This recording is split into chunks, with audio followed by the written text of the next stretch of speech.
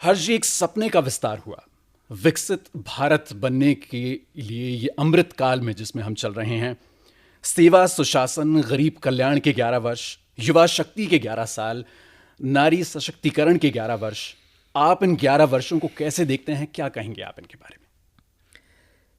जिस बात की आगाज अच्छी हो, महत्वपूर्ण हो और सेवा के भाव को लेकर के हो, और शपथ केवल प्रधानमंत्री पद की नहीं, शपथ इस बात की भी कि मेरी सरकार गरीबों को समर्पित सरकार है।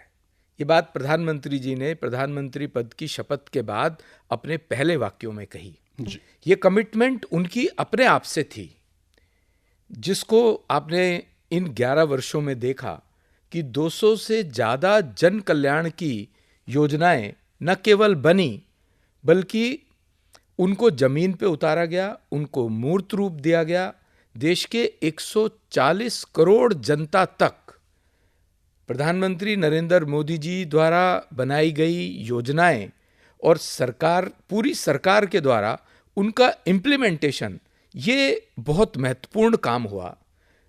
प्रधानमंत्री जी ने और सरकार ने एक नए युग की शुरुआत की, जिसको मैं कहूं ये पॉलिटिक्स ऑफ परफॉर्मेंस थी।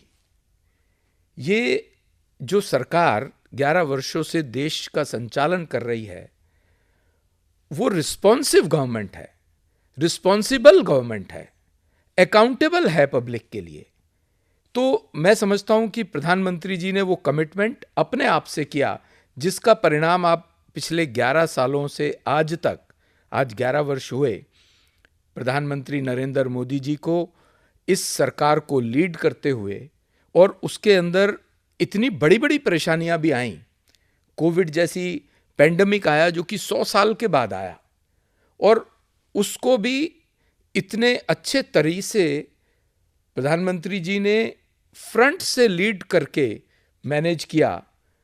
देश को एक भयमुक्त माहौल दिया कोविड के टाइम, जब पूरा विश्व थर-थर कांप रहा था, और केवल 4 देश ऐसे थे जो कोविड की वैक्सीन बना रहे थे।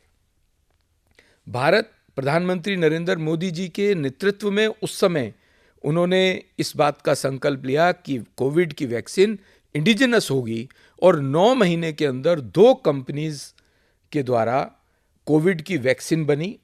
और न केवल वैक्सीन बनी, आप देखिए इतना बड़ा अभियान वैक्सीनेशन का, बिल्कुल 220 करोड़ डोजेज 140 करोड़ लोगों तक पहुंची।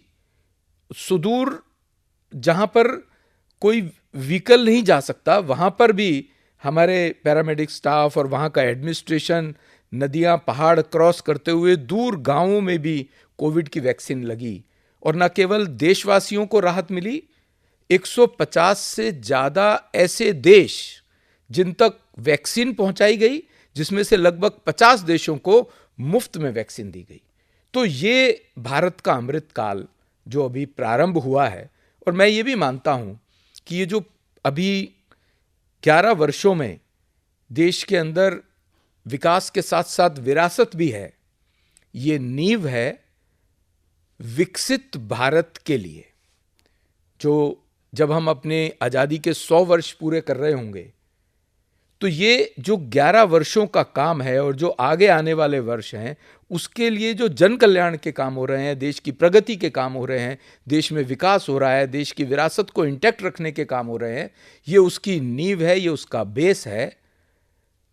देश को विकसित भारत जब बन रहा होगा, तो यही उसका बेस रहेगा।